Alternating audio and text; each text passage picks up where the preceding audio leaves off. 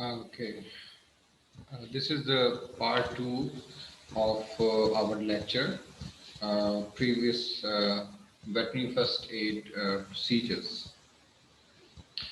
Uh, in the last part, we already discussed control of hemorrhages, artificial ventilation, use of splints in case of fractures, and first aid in snake bite. But let's, discuss the remaining parts regarding the veterinary first aid procedures. What we have to do, or what we should do while I mean the animal is facing or undergoing through heat stroke. Uh, First of all, um, if we should understand or identify whether it is really heat stroke in animals or not, and what are the signs of heat stress. These include bunching of animals under the shades, if it's available, slobbering, high respiratory rates, that is panting, open mouth breathing, lack of coordination and trembling. And if you see these signs, assume the cattle have high heat loads, and minimize the stress immediately, but handle the animals gently to avoid increasing their stress even more. Now, for heavier cattle, which are almost more than 1,000 pounds, or I would say 500, more than 500 kgs, 450 kgs, above 450 kgs, are generally, these are more susceptible to high heat loads than lighter cattle.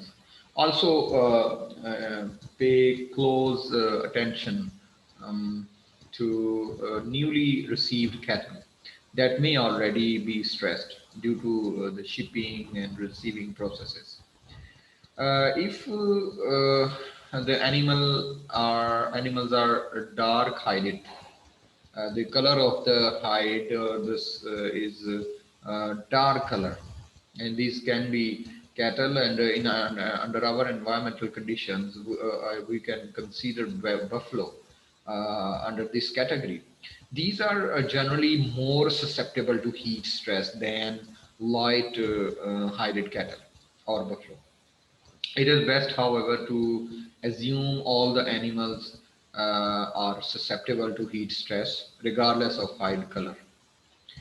So, what should you do as a first aid in heat in case of heat stroke? First and foremost thing you can do is offer shade. It will reduce the heat loads in animal. If animal can be moved to shaded pens, the severity of this heat stress will be reduced. Unshaded pens with a south or west slope offer more sun exposure, so are significantly worse for animals than unshaded pens with a east or southeast slope. So these are the direction of the farms. The first thing was offer shade. The second thing is offer water. So water consumption is driven by environmental temperature. At 90 degree Fahrenheit, like water consumption maybe almost twice that at 70 degree Fahrenheit, and 50% greater than at 80 degree Fahrenheit. So keep good quality fresh water in front of the cattle at all times. If water space is limited, then temporary water sources, in the form of tubs or portable troughs, these should be provided. Uh, Another, a remedy for the avoiding the animals from heat stroke is we can, provide water via sprinklers or fire hoses.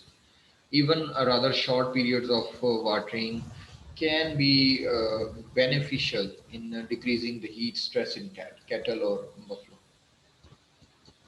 So I think these three are the remedies for heat stroke, and we must identify whether animal is undergoing through heat stress or not.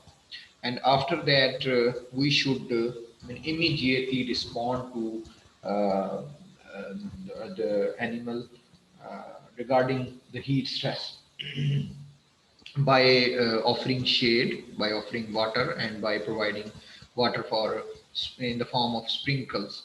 So all these measures can reduce the uh, heat stroke in animals. This is a small part. Uh, Next, we will be discussing is first aid in timpani.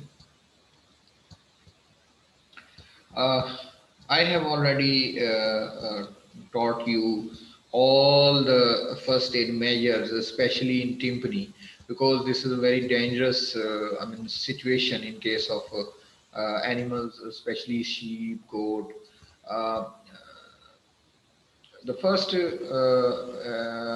thing is very important. Making the animal belch is one way of treating bloat. And how you can, make the animal to belch is different methods. Like you can massage the distended rumen through the abdominal wall. You can tie a stick in the mouth crosswise like a horse's bit, then tickling the throat. Then you can make the animal walk around for about half an hour. And if all these methods fail, then give them a drench or drink to the animals. The drench used, it uh, can be the washing liquid, can be the solution of sodium bicarbonate and water, can be small amount of kerosene in warm milk, can be small bottle of peanut, soya or linseed oil, and a very small amount of turpentine in either linseed oil, soya oil or peanut oil. So there is another, instruction regarding this timpani situation in animals, that you should use a commercially available medicine. So that was about timpani. Next is a case for first aid in burns. Animals with burns, they require veterinary attention unless the burn is very mild. Without skin, fluid and electrolytes are lost from the animal's body. So, when assessing the burns on animal, the depth of depth means superficial, partial thickness, or full thickness. The extent, whether how much the percentage of the body burned, and location of the burn. These three things need to be considered.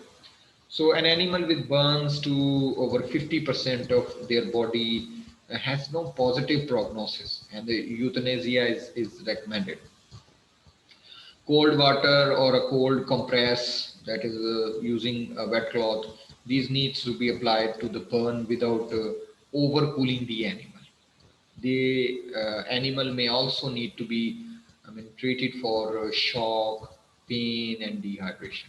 And if the burns are not mild, and the animal is likely to have a poor prognosis, and if left untreated, then decision to euthanasia or seeking for veterinary treatment, uh, this must, it should be need to be made. So this was all about veterinary first aid procedures. Most of the things are, you can say, are common with the human beings. So welfare of the animal is also very important, because if the animal is not under, is free, is not feeling any stress, the production of the animal will be very good. So by providing these veterinary first aid procedures at farm level or to our animals, we can, avoid huge losses in the form of production, in the form of morbidity, and mortality. So all these things are very important and should be, adopted under field conditions. That was all. Thank you very much.